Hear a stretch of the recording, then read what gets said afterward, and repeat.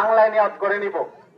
নিয়ত অলরেডি হয়ে গেছে, মুখে জপার মতো কোন রেওয়ায়াত বর্ণনা আমরা পাই না। ঠিক আছে, সমস্যা নেই। ও আচ্ছা, দুইজন না আসছে, একজনেই থাকছেন। তাহলে অলরেডি আমাদের নিয়ত কিন্তু হয়ে গেছে।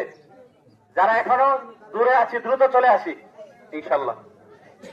তাহলে কোরবানির ঈদের নামাজ, ঈদ উল আজহার নামাজ এখানে পড়ার জন্য আমরা আসছি। অতিরিক্ত 6টা তাকবীর হবে। প্রত্যেকটা তাকবীরের সময় হাত ছেড়ে দিব, লাস্টে তাকবীর ওই তাকবীরের সময় হাত বেঁধে নিব, ঠিক না ইনশাল্লাহ? প্রথম তাকবীরের পর সানা হবে, সানার পরে আবার 3টা তাকবীর হবে।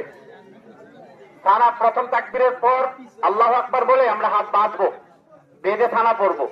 সানা পড়ার পর পরবর্তী তাকবীর গুলো ছাড়বো, আল্লাহু আকবার, আল্লাহু আকবার। তৃতীয় তাকবীর আল্লাহু আকবার। ইনশাল্লাহ বুঝতেছি না সবাই? যদি বুঝি তাইলে নামাজে মনোযোগটা সুন্দর হবে। আরেকজনেরটা দেখলে মনোযোগ কমে যায়, কি বলেন ঠিক কিনা? এরপরে দ্বিতীয় রাকাতে, এরপরে নর্মাল নামাজ যেভাবে হয় এভাবে হবে। দ্বিতীয় রাকাতেও নর্মালি হবে। রুকুতে যাওয়ার আগে অতিরিক্ত আরো 3টা তাকবীর হবে। তার মানে রুকুর এক তাকবীর, রুকুর তাকবীর হলো 4 নাম্বারটা, 4 নাম্বারটার আগে 3টা তাকবীর আছে। ওই 3টা তাকবীর আমরা হাত ছেড়ে দিব, আল্লাহু আকবার, আল্লাহু আকবার, আল্লাহু আকবার। 3 তাকবীর ছেড়ে দিলাম, চতুর্থটা আল্লাহু আকবার। ওই সময় আর হাত বাঁধার দরকার নেই। আশা করি সবাই বুঝতে পারছেন।